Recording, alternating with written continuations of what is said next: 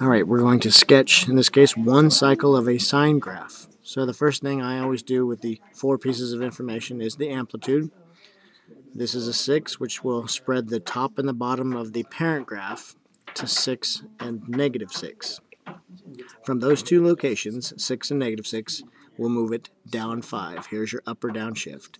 So the 6 from this spread gets moved down 5, which means we'll end up at 1 at the top of this graph. The negative 6 from this initial spread will get moved down 5, which will put us down at negative 11. So that takes care of the 6 and the 5. This location inside the parentheses is your left or right shift, so x plus 2 pi over 3 means go to negative 2 pi over 3 and put dot 1. Dot 1 for a sine graph is in the middle of this gap. The middle of this gap here is always the up or down shift, negative 5. So if I came over here and I marked negative 2 pi over 3, and I went to the middle and placed a dot, that coordinate point is negative 2 pi over 3 because of your left or right shift, negative 5 because of your up or down shift. Here is my dot 1. We always go left to right, so now we need to work in this direction.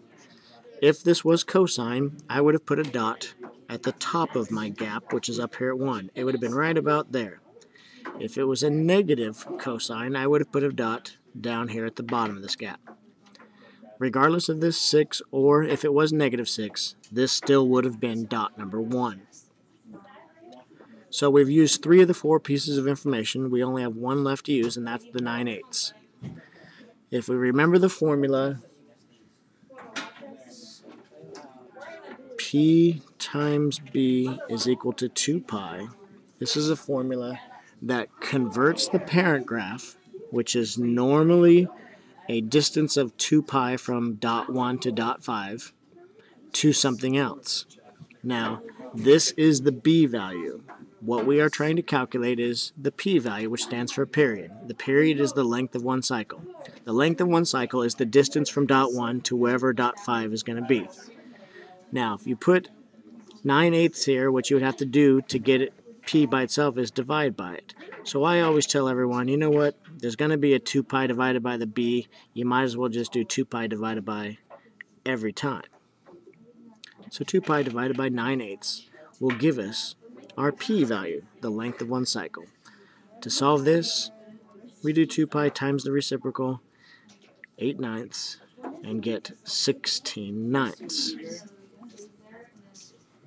So this is the distance from dot 1 to dot 5. So we must take dot 1, negative 2/3 pi, and we must add 16/9 pi.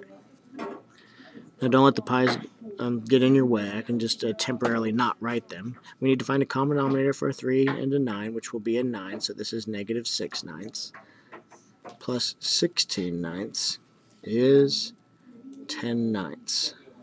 That's where dot 5 goes. So if this is negative 2/3, 10/9 is way out here, right back in the middle again. That coordinate point, 10 pi over 9, comma, negative 5. That becomes the most crucial point on this problem. There's your dot 5. Because this is a sine graph, dot 3 is halfway between 1 and 5, so if I eyeball it, we're going to put it right about there. Dot 2 is halfway between dots 1 and 3 at the top of our gap, which is up here at 1. If this was flipped, I would put dot 2 down at the bottom of the gap. So this is positive, so we go halfway between. We're going to eyeball it and say it's here. Go to the top, which we said was 1, and put dot 2 there. Dot 4 is halfway between 3 and 5. At the bottom of our gap, which we said was negative 11, it's about here. So there are your big 5, enough to sketch one cycle of sine.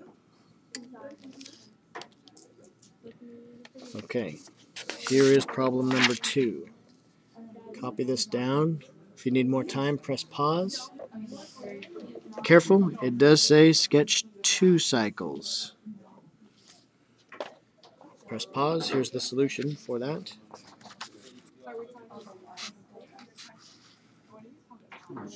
This does say 15 pi over 28. Right there, that's just tough to read. 15 pi over 28 is the end of the second cycle. So after you do your 2 pi divided by 7/4 to get 8/7, which is the length of one cycle, you need to add 8/7 to the negative 7/4, not once, but twice. If you do it once, you'll get where dot 5 goes, but that's the end of cycle 1. Then from there, do it again to get the end of cycle number 2. Make sure you draw 2 complete cycles. All right, here's problem number 3. Copy that down. It does say sketch 1 cycle. Press pause if you need more time. And here is the solution to problem number 3.